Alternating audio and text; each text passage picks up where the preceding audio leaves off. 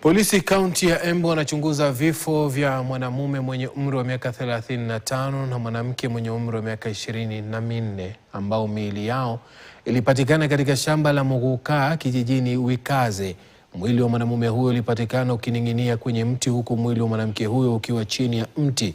Ni kipi kilichotokea kati ya jioni yao ya mwisho pamoja na hadi kufikia kupatikana kwa miili yao? Mwanahabari Ian Nzive anaarifu zaidi.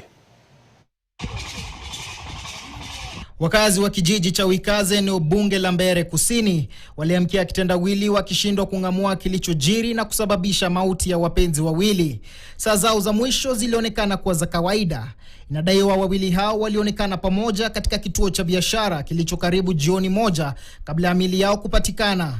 Lakini siku iliyofuata, mfanyakazi wa shamba aliyekuwa akitekeleza majukumu yake aligundua miili hiyo na kutoa taarifa kwa mmiliki wa shamba ambaye alitoa taarifa kwa polisi. Alikuwa anashuhudia kweli atajinyonga, atajiua, kwani wazazi wampendi.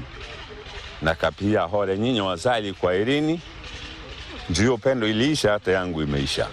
Polisi pia wanachunguza video iliyorekodiwa na mwanaume huyo kwa kutumia simu ya rafiki yake ambayo inadaiwa kumuonyesha mwanaume huyo akizungumzia upinzani wa familia yake kuhusu uhusiano wake na mwanamke huyo kabla ya kutoa matamshi yaliyodokeza kuwa maisha yake yalikuwa hatarini. Wazazi wake walikuwa na msihi sana, akimwambia arudie watoto wake, mtu wao anateseka na huyu ana mtoto wake. Sasa wazazi wake alikuwa anaomba huyu msichana, anamwambia vizuri arudi kwao.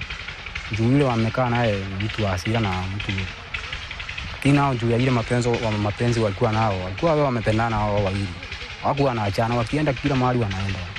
Miili hiyo imepelekwa katika chumba cha kuhifadhia maiti cha hospitali ya Embu Level 5 ambapo uchunguzi wa maiti unatarajiwa kubaini chanzo na mazingira ya vifo hivyo. Kwa sasa polisi wanaendelea na uchunguzi kubaini kilichotokea kati ya jioni hiyo ya mwisho na wakati miili hiyo ilipopatikana. Ian Nzive, KTN.